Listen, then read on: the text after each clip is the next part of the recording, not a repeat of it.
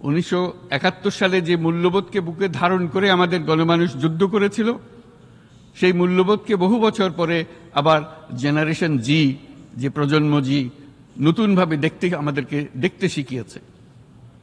এরকমটি আমরা দেখেছিলাম 1952 সালের ভাষা আন্দোলনে, বাংলাকে মাতৃভাষা হিসেবে প্রতিষ্ঠার সময়।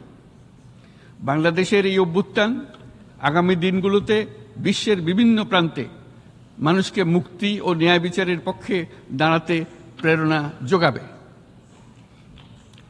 আমাদের মুক্তি ও গণতান্ত্রিক আকাঙ্ক্ষাকে বাস্তবে রূপ দিতে আমি তাই আজ বিশ্ব সম্প্রদায়কে আমাদের নতুন বাংলাদেশের সঙ্গে সম্পৃক্ত হওয়ার উদাত্ত আহ্বান জানাচ্ছি। আমাদের দেশের মানুষ মুক্তভাবে কথা বলবে, ভয়ভীতি ছাড়া সমাবেশ করবে, তাদের পছন্দের ব্যক্তিকে ভোট দিয়ে নির্বাচিত করবে, এটাই জাতির আকাঙ্ক্ষা এবং এটাই আমাদের লক্ষ্য। বিচার বিভাগের স্বাধীনতা সংরক্ষণ ও সাইবার ডোমেইন সহ গণমাধ্যমের স্বাধীনতা সুসংহতকরণে আমরা প্রতিজ্ঞাবদ্ধ।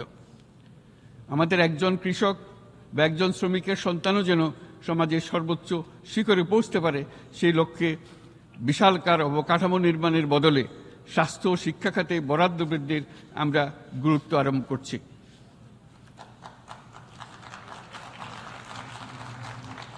রাষ্ট্র ব্যবস্থার সকল পর্যায়ে সুশাসন ফিরিয়ে আনাই আমাদের অভীষ্ট। বাংলাদেশে যেসব আন্তর্জাতিক, আঞ্চলিক এবং দ্বিপাক্ষিক চুক্তির পক্ষভুক্ত, সেগুলো প্রতিপালনে আমাদের সরকার বদ্ধপরিকর। জাতিসংঘ সহ বহুপাক্ষিক বিশ্ব কাঠামোতে বাংলাদেশের সক্রিয় অংশগ্রহণ ও অবদান অব্যাহত থাকবে।